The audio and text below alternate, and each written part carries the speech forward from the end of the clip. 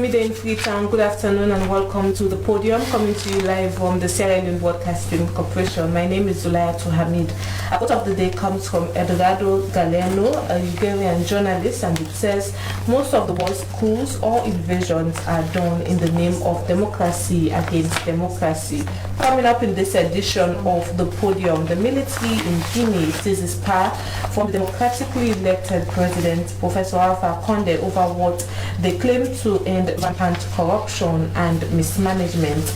Also on the Podium, Supreme Court dismisses the case and confirmed that the leader of the National Grand Coalition Party, Dr. Olu Kande Yumkela, was eligible to contest in the country's parliamentary and presidential elections in 2018.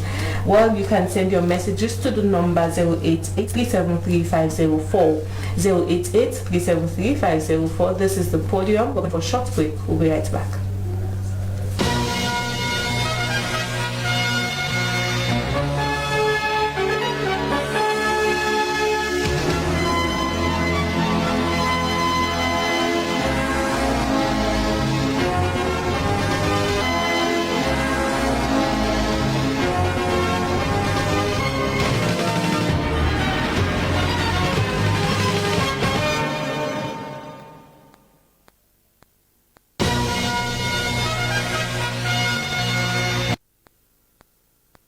You're watching the Podium, coming to you live from the Sierra Leone Broadcasting Corporation with me, Zulaya Hamid. Don't forget you can send your comments to the number 088-373-504. 088-373-504. Now, there has been a military coup in Ghana in the early hours of Sunday morning. The head of the country's special forces, Colonel Mamadou Doumbouya, said his soldiers had seized power because they want to end rampant corruption and mismanagement. The group of soldiers who outside Guinea's President Alpha Conde from power has ordered the country's cabinet to attend a mandatory meeting on Monday. Those who refuse to attend the 11 a.m. meeting will be considered rebels, a statement on state TV said. President Conde remains in detention, but his fate is very unclear. President Conde was re-elected from a controversial third term in office and violent protests last year. To get an idea of the situation in Guinea, I have on the line a press attaché in Sierra Leone Embassy in Guinea, Sita today. Good afternoon, Sita. Thank you for joining us on the Podium. Thank you so much for having me. Yes, as of now, what's the situation? It's been hours since the coup. Well, putting our heads low, we're listening to what the authorities here will take us, or say, make us a communique. We are an embassy, and Guinea is an independent country that is supposed to do what they're doing. We are not getting involved into their politics and their democracy or what it is. What we are doing here now is sensitizing the Sierra Leone community so that we tell them not to get involved into the politics of Guinea. And I think the Sierra Leone community is helping us with that. The Sierra Leone National Union also is helping us with that, and they're listening to our advice.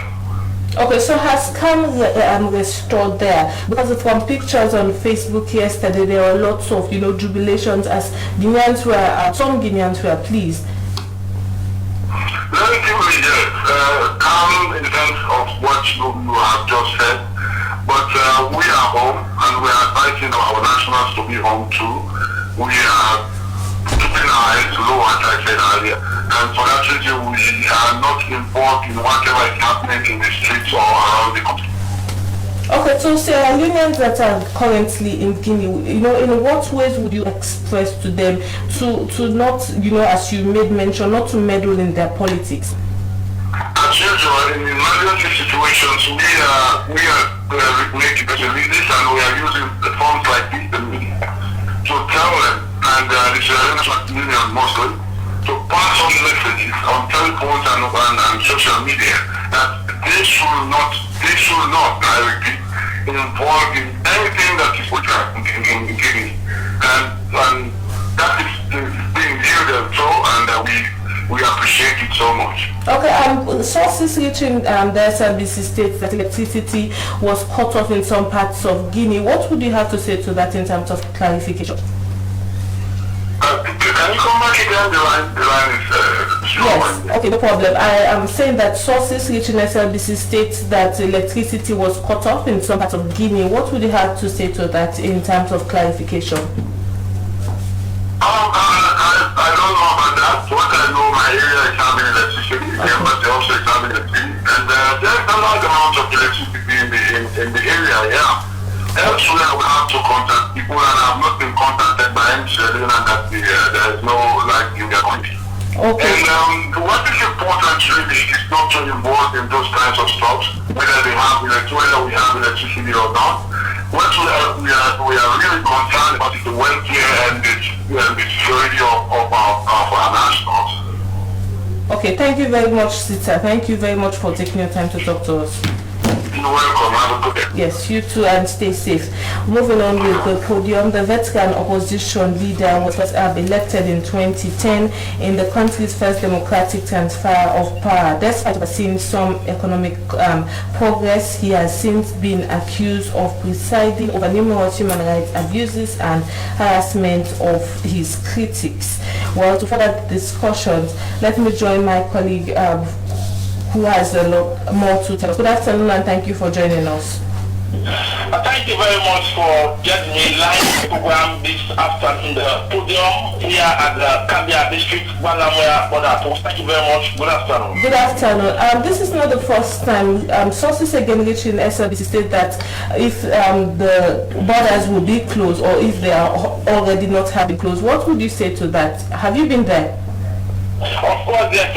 Presently, I'm at the Balamoya border and crossing point. And to be more specific, I am at the buffer zone. In a sense, the Sierra Leonean can make use of this buffer zone, as well as Guinean also can make use of this buffer zone. Well, the situation at hand, the status quo still maintain the same, just as it was this morning and also this afternoon. And I'm looking at the far end as I'm speaking at the Guinean side. I can see a fleet of vehicles from the Guinean side, that is to say the cargo vehicle, and it wants to get into the Pamlab and Guinea, but the border is closed. If I can take a look again on the Sierra Leonean side, and activities is ongoing from the Sierra Leonean side here. I can see that the number of police personnel as well as the Republic of the Sierra Leone Armed Forces personnel, they are also from the Sierra Leonean side, and also from the people, locals doing their business at the buffer zone, Okada riders and moving from the length and breadth of the two sides here. But the situation here is more focused on the Guinean side, where again the border is presently closed. Business stands still from the Guinean side, as well as people want to get to Guinea using their vehicle, but no way at all, unless maybe they might be using other routes, but using the main routes, well, they might find it very difficult. Okay, let's now talk about the presence of the Sierra Leone police and ALSLAF, which you made mention of. Tell us more what you are getting from there. Well, since yesterday by 12 o'clock, and when everything popped up that there are one or two abnormalities that Guinea, the security coordinator that is said communicates to the personnel here in the Kambia district, because they have to be here at the Balamoya because the share boundary with Sierra Leone. I think that was the major reason, the rationale. They are here, and also the Republic of the Sierra Leone Armed Forces. They are here, just I mentioned before. They are here to observe the situation. They are not here to intimidate the people, neither Guineans entering Sierra Leone or Sierra Leoneans entering Guinea. And then a minute down the line, I was talking to one of them. They said they are only here to observe the situation, but before this time, we will not be seeing a large number of security personnel from the Sierra side at the Guinea border. Okay, let's now talk business and trade. You know, the Balamoya crossing point is known for a lot of business transactions. So what are you seeing there as of now? It's absolutely nothing. Business activities is totally down. Looking at the immigration office, it's apparently 15 meters from where I am. It's closed, and also the head of the custom office and the project officer is closed. So their guys, they are around and observing the situation, what's going on. But we've not been seeing trading activities unfolding here in the afternoon. From the Guinea side, we've seen their personnel also moving with their blue and color all over, but no activities, business going there. Okay, thank you very much, Ibrahim, for talking to me on the podium. Thank you very much. He is Ibrahim, a reporter from the Sierra Leone Broadcasting Corporation, giving us updates at the Balamwea crossing. Thanks. If you are just joining us, this is the Podium coming to you live from the Sierra Leone Broadcasting Corporation with Metulayatu Hamid. Don't forget you can send your comments to the number 088-373-504. We're moving on with the Podium. The Supreme Court has dismissed the case and confirmed that the leader of the National Grand Coalition Party, Dr. Honorable Kande Yukela, was eligible to contest in the country's parliamentary and presidential elections in 2018. It could be recalled that in 2018 general election, the APC's Congress and Party government announced that individuals with dual citizenship are not qualified to contest political positions, which led to the annoyance of many. David Fona, an activist of the APC party, then challenged the eligibility of Honorable Dr. Kande Yukela to view as both parliamentary candidate for constituency 062 in Cambia district and presidential aspirant candidate NGC party. He then filed a petition in the Supreme Court of Sierra Leone on the 5th of February 2018 against Dr. Yukela. El Kasano is the Director of Communications, Sierra Leone Judiciary. Good afternoon and welcome to the Podium. Good afternoon. I'm happy to be here. Yes, let's start with the first point. As of now, the ability for the press to be part of the judiciary to observe that landmark event. Let's take it through that. The reason why we allow live coverage, it is because under the current leadership, the Honorable Chief Justice, His Lordship Justice Desmond Babatunde Elot, believes that the judiciary should open up, and that in order to be accountable and transparent, we need the media to be very much instrumental in the operational activities of the judiciary. Hence, we need to always allow journalists to come and to cover those landmark judgments, so that at the end of the day, people, Sierra Leoneans and non-Sierra Leoneans, even outside the country, will be able to actually ascertain the truth behind or the reason for that particular judgment. Marking, over the years, the judiciary has come under serious bashing, either for the right or the wrong reason. And now we are saying this is a new judiciary. And if you talk about new judiciary and you want to bring sustainable reforms, you will start by ensuring that the judiciary become accountable to the people. Mark you, the judiciary is not above public scrutiny. Therefore, we are opening up to ensuring that we use the media as partners in development to also help in telling our stories. Now we are telling our story, but if we allow an independent voice or independent voices to tell our stories, that means we are trying to be accountable and transparent in our activities on day-to-day, as long as the administration of justice is concerned. The landmark judgment on Friday is not an exception.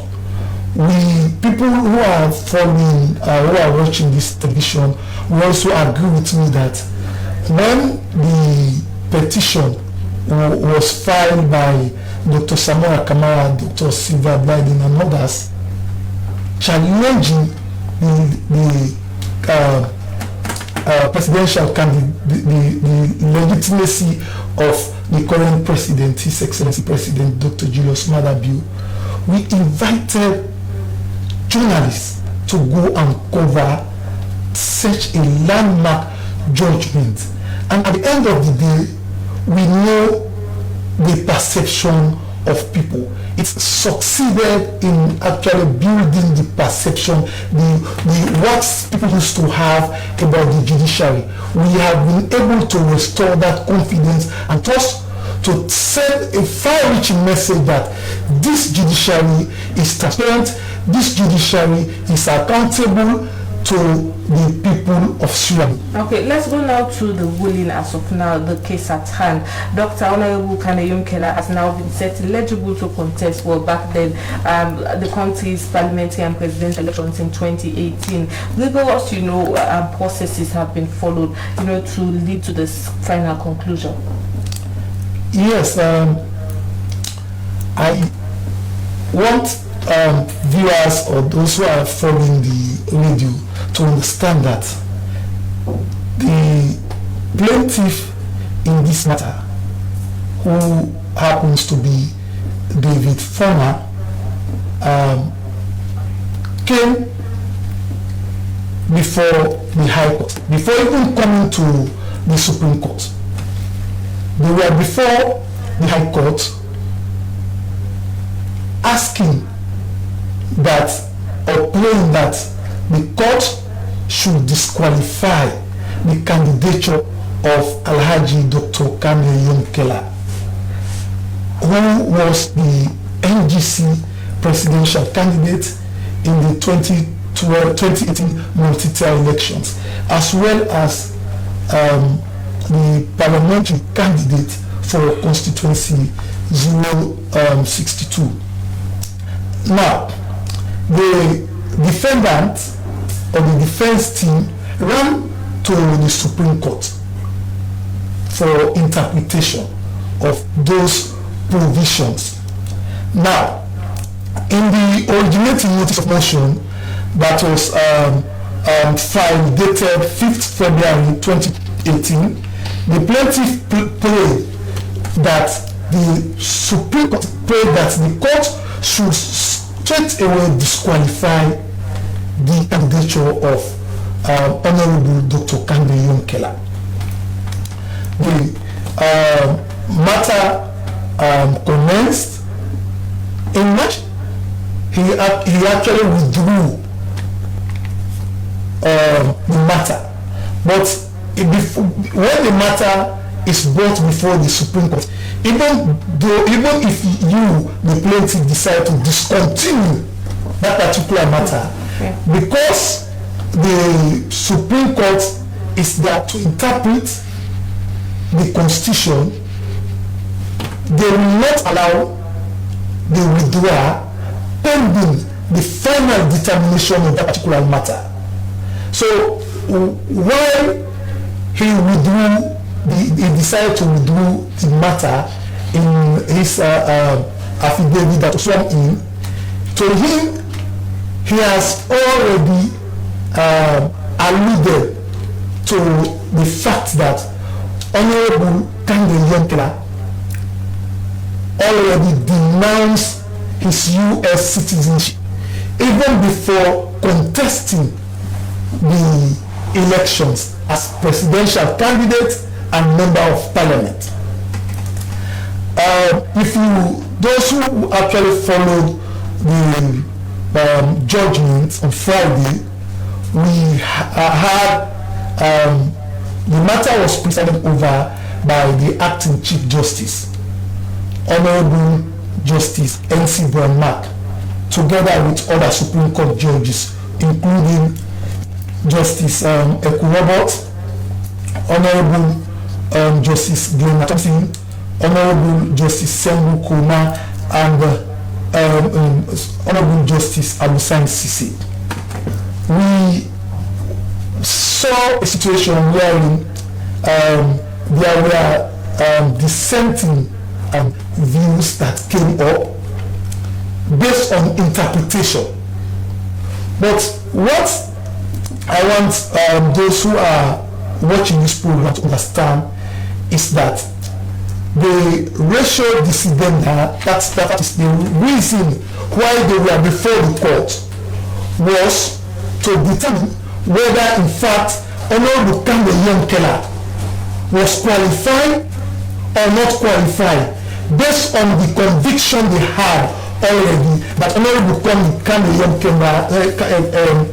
Keller is a dual citizen, that is a holder of both U.S. citizen and Sierra Leone citizenship. To them, it contradicts certain provisions in our laws, including direct reference to the Sierra Leone Constitution, Act Number 6 of 1991. So, at the end of the day, the judgment was in favor of Honorable Kande Keller, because even before the interpretation, like I stated, the plaintiff who took the matter to the High Court had already stated so that he is indeed convinced that the evidence brought before the court were true, that Honorable Kande Keller, before even contesting the presidential elections and the to become member of parliament, he had already renounced his citizenship. So before Supreme Court ruling delivered judgment in his favor, he has already withdrawn the matter. But like I stated, because before the Supreme Court, even though he has withdrawn, they cannot allow the matter to be they cannot allow the discontinuance of that matter pending the final determination of the matter, which was why the judgment was delivered on Friday in favor of him. That indeed the court is convinced that based on the evidence adduced before the court, that indeed they were convinced that Honorable Kande Keller is not quote unquote to sin holder. So those who were following will agree with me that the judgment was delivered in his favor, although there were one or two dissenting views. Among them was Honorable Justice Glenna Thompson. Based on interpretation, to her, she believes that somebody who is a Sierra Leone citizen by birth, even though the provision even though it is stated that let me make reference to, let me just quote the provision verbatim. On the area of citizenship, a citizen of Sierra Leone will hold a citizenship of another country in addition to his citizenship a citizen of Sierra Leone will hold a citizenship of another country in addition to his citizenship of Sierra Leone. Now, this provision is stating that even though you are a Sierra Leonean citizen, that does not preclude the fact that you cannot be a citizen of another country. And to her, the only thing that can prevent you is through citizenship by naturalization, citizenship through descent. That is to say, if, for example, I am a Sierra Leonean citizen, then I am in the United States of America, giving birth to my children there, automatically they are citizens, but not by birth, citizens through descent or naturalization. So to her, it does not mean those people should automatically contest an election, both presidential and parliamentary elections. To her, a person who is a citizen by birth should be given the opportunity to contest presidential elections as well as parliamentary elections. Because this ruling, to some extent has set a precedent on, judicial and political matters. So at this point in time, this is not the first time political matters have been going to the judiciary. I'm sure you're used to that now. So what set or pace does this set in terms of politics and judiciary in Sierra Leone? When we talk about the judiciary, one of our foremost responsibilities is administration of justice. We want to ensure we dispense justice to every citizen, regardless of your social status, regardless of your political belief, regardless of your regional background. What is very important to us as a judiciary is that as long as you are a citizen of this great nation, you deserve justice. So what you saw is just a direct demonstration of one of the responsibilities of the judiciary being exhibited by our honorable judges to send a message that indeed we have an independent judiciary. That was why you saw a situation wherein there were different interpretations from our honorable judges, because to them they have the way they look at those provisions were different. Not all they are different altogether, but it does not mean we are against the very administration of justice. What is important to them is that they have the independence to deliver justice, as long as it hinges on our democratic core values, as long as it will help to enhance the development and peace and tranquility of Sierra Leone. Speaking of independence, the National Electoral Commission, together with other stakeholders, including the judiciary, held a stakeholders meeting, a few weeks back to ensure upcoming elections are done on the right way, and particularly to the judiciary, more attention from the NEC administrator. More attention should be paid in terms of, all of those cases that will most times come up. So in terms of enforcement and financial capability of the judiciary to deliver such judgments. Yes, one of our challenges is finance.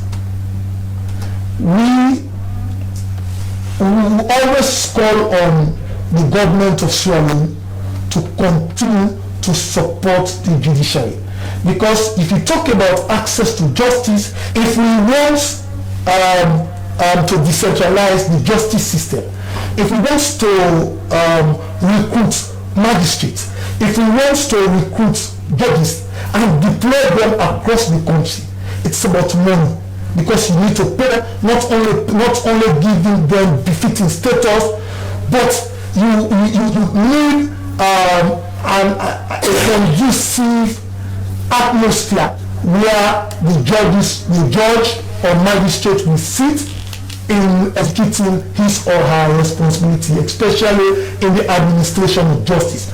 So we continue to call on the government of Sierra Leone to support the judiciary, because with the money we have, the little resources we are having, we are continuing to do more. Assuming we have more support from the government of Sierra Leone, we will do more to ensure that the judiciary of Sierra Leone become an enviable institution, not only within the sub-region, but Africa, so that when we talk about Sierra Leone judiciary, it becomes an envy of emulation. Speaking of transparency and belief in the justice system, do you think that the ordinary man, the ordinary Sierra Leonean believes in the justice system in Sierra Leone? Yes. If you listen to 98 this morning, the first defendant, who happens to be Honorable Dr. Kande Yomkela, commended the current leadership provided by the judiciary, commended the honorable justices. So that's the beauty of justice. That's the complexity surrounding in the dynamism. If justice is not delivered in the favor of the plaintiff, the judiciary is always bad. If justice is not delivered in the favor of the defense team, the judiciary is always bad. So that's the complexity and the dynamism about when we talk about the administration of justice. But what is more important is that we are on first, we have competent judges who are ready to do their job, who are ready to sacrifice, move from their comfort zone to ensuring that we deliver justice. Because mark you, the judiciary is a creation of the constitution, and we want to operate inter them with our enshrined constitutional mandate to ensure the administration of justice to all Sierra Leoneans. Okay, in terms of, President, I continue on the fact that this is a landmark ruling, and you made mention of the same situation. In terms of moving forward, what should we hope next? We want Sierra Leoneans to see a transparent and accountable judiciary, a judiciary that will administer justice, will take justice to the doorstep of every Sierra Leonean across the country, regardless of your social status. Now we want justice. We want to take the judiciary to the doorstep of every citizen. That is our hope, and certainly we want to ensure that quality is enhanced. We want to assure Sierra Leoneans that perception they used to have about the judiciary, especially making reference to the Truth and Reconciliation Commission. Now we have passed that stage. We are moving forward. That's why we are embarking on unstoppable developments that are tangible, developments that will actually reposition the Sierra Leone judiciary. Okay, well, we'll end on that. He is El Kasano, the Director of Communications of the Sierra Leone Judiciary. And speaking of achievements made by the judiciary, coming up we shall be talking about the magistrate court that was opened at Falaba District. Be reminded that you can send your comments to the number 088-373-504, 088-373-504. This is the Podium with me, Zulaya to Hamid. Will be right back.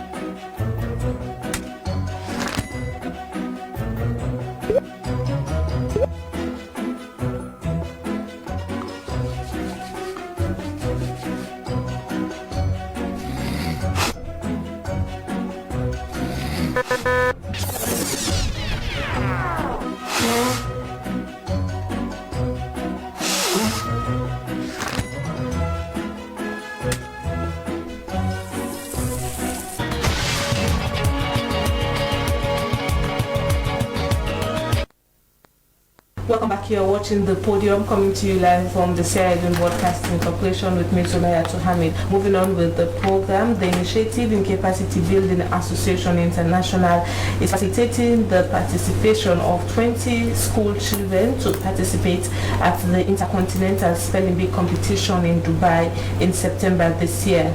The participants were drawn from Kailaung, Kono, Kenema and Moyamba districts that emerged as the best from the National Spelling Bee competition finalists early this year. Among the issues, I have with me Apostle Samuel Kebonge, Program Coordinator, Initiative for Capacity Building Association International. Good afternoon and thank you for joining us on the Podium. Good afternoon. Yes, the drawn from the children drawn from Kailaung, Kono, Kenema and Moyamba district was as a result of the best spelling bee competition finalists. Tell us how you reached to that position. Thank you very much. This was a prepared program because we intend to start from the beginning.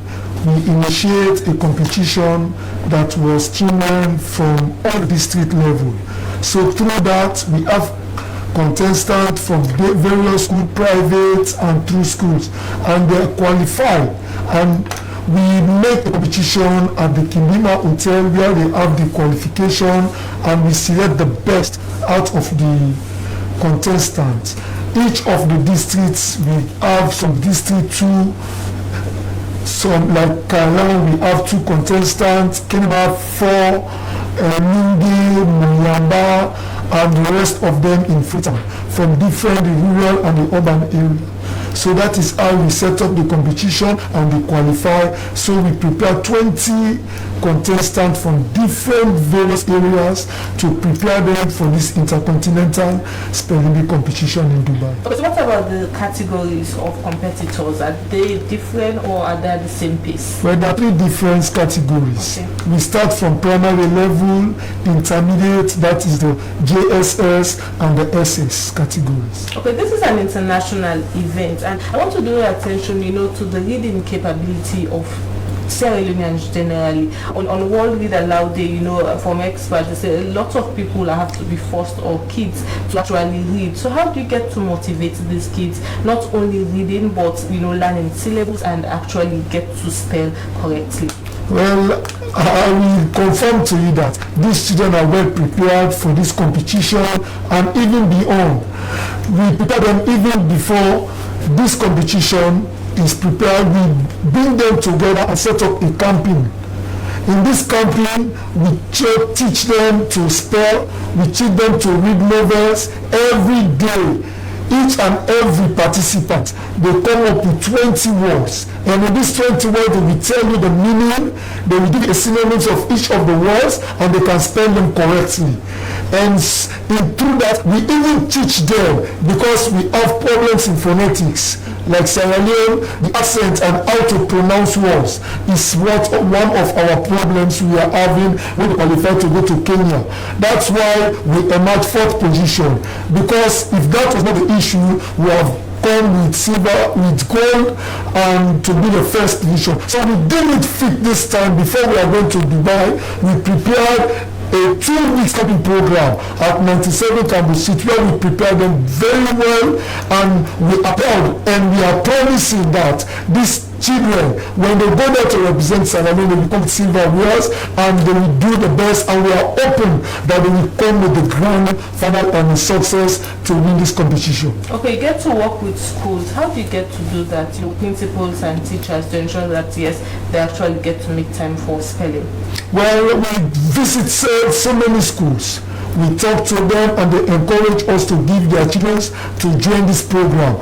Even most of the schools now, they are urging us again, because after this Dubai program, we are going to do an inter-district spelling bee competition. All the 14 districts in the country, we are going to do the competition, and each of the qualifiers bring them to Freetown for a grand finals, because we are preparing for another competition again. That is the national spelling bee, which will take place at Nigeria. So we are encouraging every school and children, because this is not a single under program, but it is a national level. So we want each each and every school and student to participate in this program, and this will bring up something that will push the student to be outspoken and they can represent everywhere without fear. So we are building their capacity so that wherever they stand as Sierra Leone, as you can know, before Sierra Leone they are saying we are the anthem of education. So we want to go back to that level and make sure that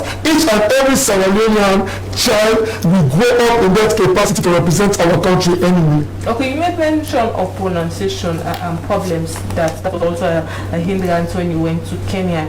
As of now, do you get to invoke oral teaching so that they can get, or feel or used to some of the ways how words are, the correct ways words are pronounced? Yes, we organize that setup, and we have different teachers that come in to teach them and practice them, to make them understand and know the different pronunciation and how to spell words and how to counter them. That's why when we are teaching them, we teach them synonyms. You cannot only know the word, but you know the sister word of that word, the meaning of the word, and how to use them in sentences.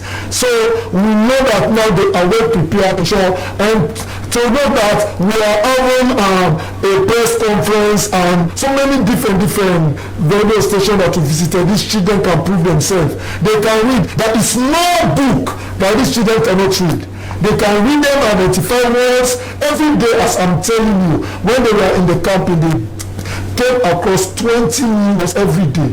So we have built up their capacity that they will represent this country in the real sense. Okay, this competition is slated for September. How far have you gone in terms of preparations? Well, we are pushing, but still we are asking out for sponsorship, because now we have things we need in place, like their tickets to travel to Dubai, and even their registration. So we are pleading to stakeholders, the government, NGOs, concerned citizens, to put an emphasis to support these children, because some of the children, even some of them that are coming from the province, don't even have passports. We are trying to cater how to get this thing, and time is moving. This program will start from the 20th of September to the 31st. So we are asking the government of this country, especially through the Ministry of Education, because we have made them and we are in the vibe to know how to put things in place. They are still crying to the Sierra Leone, because this is not an individual program. This is representation of Sierra Leone. When they are not saying Iqbal, they will say Sierra Leone. And we are moving with the green, white and blue flag. So we are asking the government, NGOs, stakeholders and concerned citizens to push and support these children so that they will be motivated to represent this country in the right way. Okay, the competition is slated for this year, September, which we are now in, and as of now schools have resumed. So how are your connections or plans to ensure that when these 20 schools can leave the schools they're attending, they will have to make up for such lost time? Well, we have contacted the principals and head teachers. The program is just a week. It's a week program, and I cannot say a week program will destabilize a student because they are not going to sit down or do extra things. They're going on academic performance. So I'm sure this will build them up, even for their own colleagues in the school, to get the zeal to make themselves available to perform, so that they too will be included in shorter program. This will help the educational standard in the country to move forward. Okay, the Ministry of Education have an app, or I think it's an app, yes. They get to use Word of the Day app. So do you get to inculcate all of that into their teaching programs? Yes, of course. We can incorporate them, and through that we know that it will move forward and it will help the children to move. Okay, what will be the winning prize here? Well, the winning prize we cannot tell now. Okay, you do not know. We do not know. But when we go to Kenya, they give laurel certificates and even some things for the children, educational materials and the likes. Okay, thank you very much for taking your time to talk to us. Apostle Samuel K. Bonge, the Program Coordinator Initiative in Capacity Building. We're moving on with the podium. I still have with me El Sano, who is the Director of Communications and Judiciary. As you know, the rulings for Dr. Honorable Kandeyum Keller state that he was eligible to contest in the country's parliamentary and presidential elections in 2018. Cass, I go over to you again. At this point in time, this, all this occurred in 2018, and now we are in 2021. One might say the ruling came at a very late time. No, like I stated, if you did listen, I said the plaintiff was before the High Court. The matter started before the High Court. Then the defense team ran to the Supreme Court for interpretation. So what is more important is that we should, like many Sierra have done, to commend the current Supreme Court presided over by Honorable Justice MC Brahma, who is the current acting Chief Justice, for working assiduously with his other competent Supreme Court judges to ensure that we deliver a judgment that will stand the test of time, which is very much important. It's not about just delivering judgment, but you deliver judgment with competent authorities therein, so that at the end of the day, even other judges outside Sierra Leone, if they want to make a reference, if they want to borrow authorities, that judgment will stand the test of time. That is why today, before the end of business, we are actually going to upload the judgment on our website. The reason why we are doing this is because we want to continue not only to digitalize the judiciary, but also to be transparent, to be accountable, to use the website as a vehicle or as a transmission belt in reaching out to the public who wants to access information. When we talk about accessing information, has always been a problem for many people, including journalists or civil society, even researchers. Today, that challenge is a thing of the past, because we want to build a new judiciary, a judiciary that is susceptible to quality reforms, so that generations yet unborn will in fact be able to commend the good work this current crop of justices are doing, for not only for Sierra Leone but in Africa in general. Okay, well, since in your calculations 2018 to 2021 is not that far because of the series of rigorous process, let's go to other issues now that get to, people get to believe that the judiciary is a little bit slow. So in terms of all the, the provisions that have been made to ensure that, yes, all of those issues are dealt with, let's go into that. Now, before now, the number of jobs are still not enough. If you look at Sweden, with a population of 7 million or above 7 million as per the last census, we don't even have our judges are not even 60 in numbers, including the Honorable Chief Justice.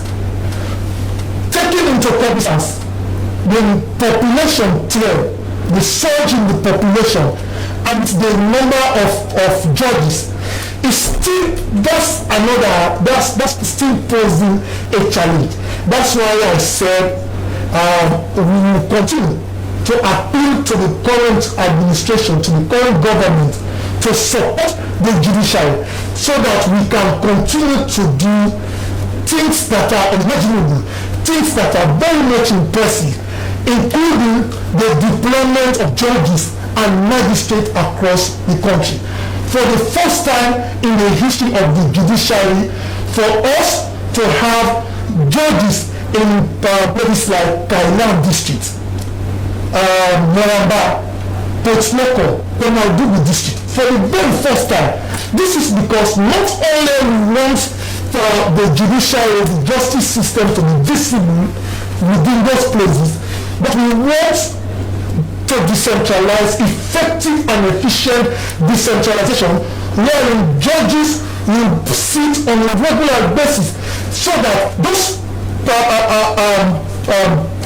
Sierra Leoneans who are residing in those parts of the country will actually know that they are not being left out when we talk about the administration of justice.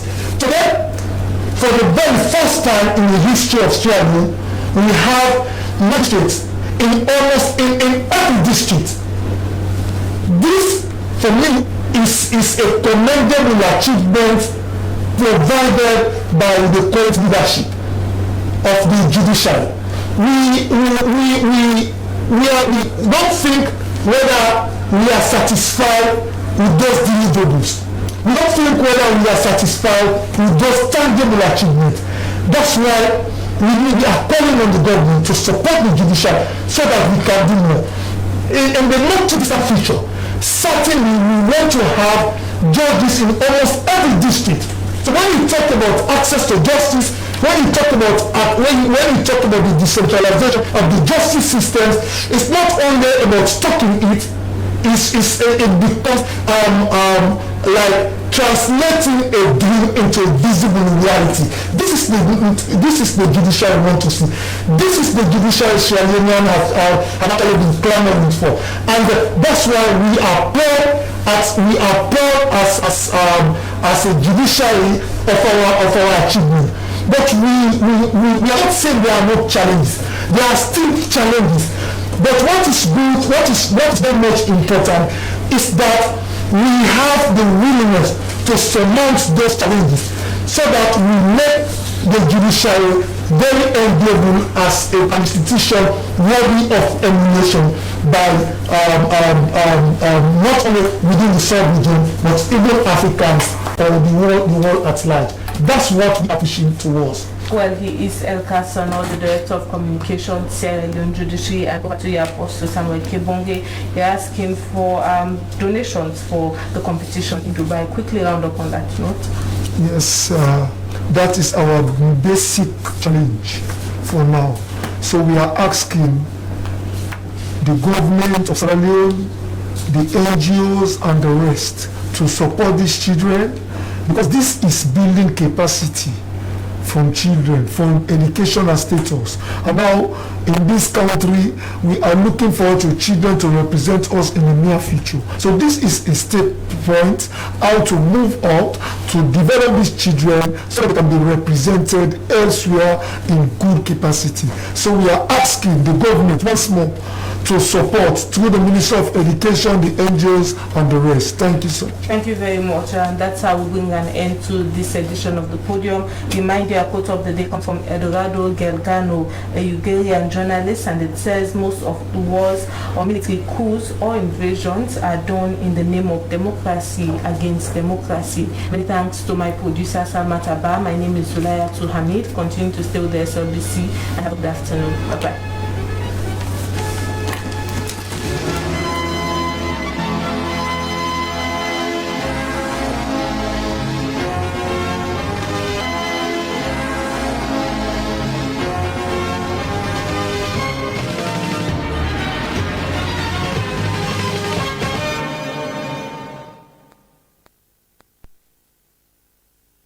My name is Patrick Salia from Freetown, where we cover the impossible or untold.